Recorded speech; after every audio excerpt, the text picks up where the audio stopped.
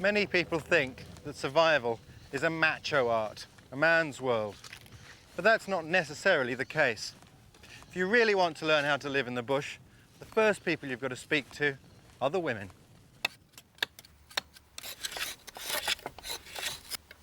On the outstation, about 80% of the food is gathered or hunted from the bush, and women provide most of it.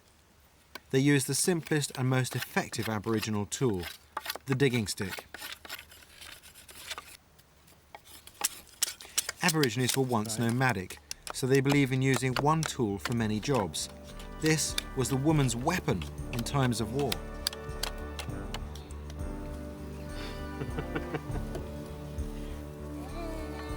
And nomads always travel light. They prefer to run up a digging stick on the spot rather than lug one around they made last week. Today, we're after yams.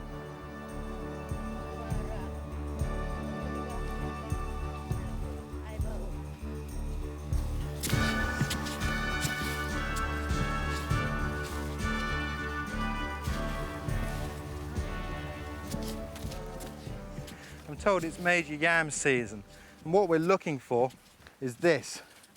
Withered heart-shaped leaves on this vine, but you've got to have really sharp eyes to spot them. You want me to dig? Yeah. Okay.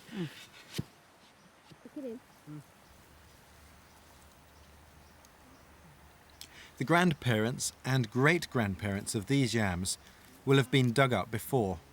The Aborigines believe that at the beginning of the world, their ancestral spirits created everything on the land and taught them how to look after it.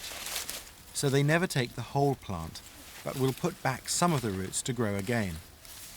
All that digging loosens the soil, and leaves get swept in as a natural fertiliser. So it does grow and will feed another family.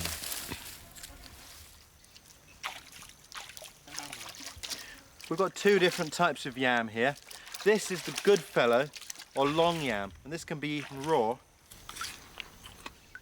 And then there's this one, which is called a cheeky yam. Now this contains poisons and can't be eaten until it's been washed and cooked.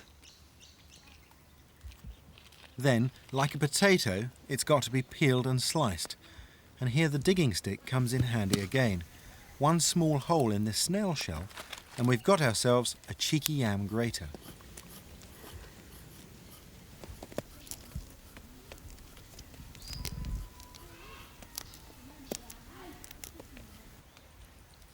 All that's left is for the grated yam to be bundled up and soaked overnight to leach out the last of the poison.